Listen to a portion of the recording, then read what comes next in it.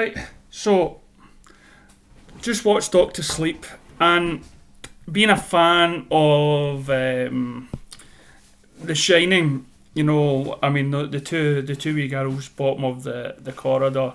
Wow, I was so much wanting to see this film. You know, I wanted to see how it connected. I was just excited.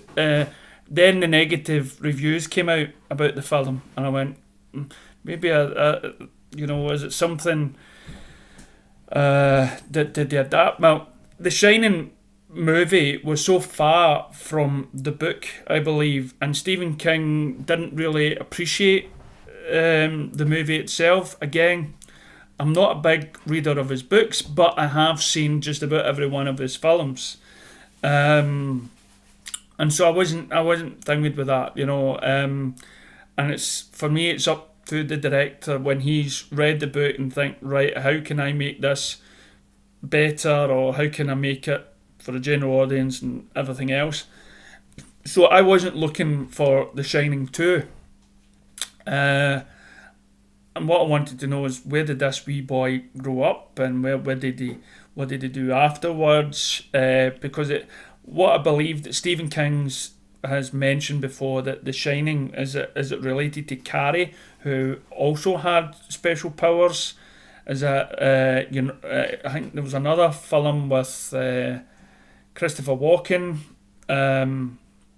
He starts seeing things as well, deaths and everything else. I think there's a few films anyway that deals with. I'm sure Michael Douglas starred in one as well, and where he's got some sort of power. So there's been many films, and I've often debated where it was all this shining, it was all this power that people have had. So I was pleasantly surprised to find out that there were people out there that had these powers that drained it from. By the way, this will probably have spoilers in it, okay? So, because it's been out for a while, and if you haven't seen it, well, that's just your choice. So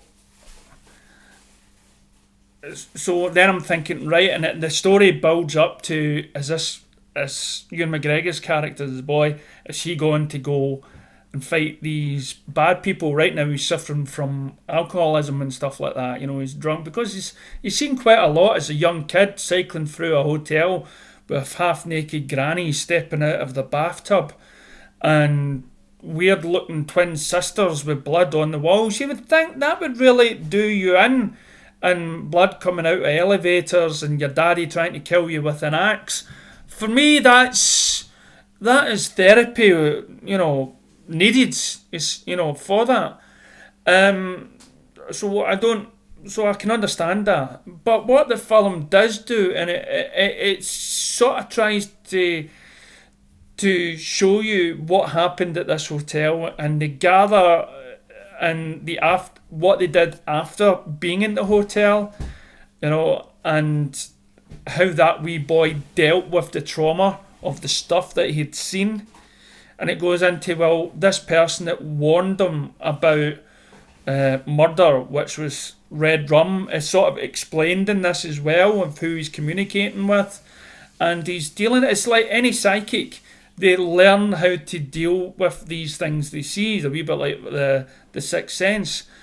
And it is, and in the film, they've got that boy, I think, who played, God, what did he play again? Boy with the distorted face. What was the film? It was, I don't know, some sort of The Mask or something like that. I think the film was, who really had a bad face and whatnot. And I don't know if he was in It or something as well. He's been in quite a few films now. And he plays a victim, and honestly it has one of the horrendous scenes I've ever seen in a horror film, especially Certificate 15. But I wouldn't... It starts off strong, and it gives you that wee eerie feeling. And so you're wondering, when these other people with these powers, you think, all right, Ewan McGregor's character is the one that's going to step in and teach these bad people a lesson. But then you start thinking, well, how does he know how to control? Because he's denied all these powers he's had. I would have loved to see scenes where Ewan McGregor, in the early stages, learning how to combat these people and use his powers in so many different ways. I would have loved more of that sort of backstory, because in this film you see him using these powers as though he used them every day of his life. You know, possession and everything else. So you think, how did he know he could do that? And of course, you've got this this wee girl who's also very. She's not as scared as because she didn't have her dad that was trying to kill her with an axe, nor did she see half naked grannies in the bathtub. So she's not scared.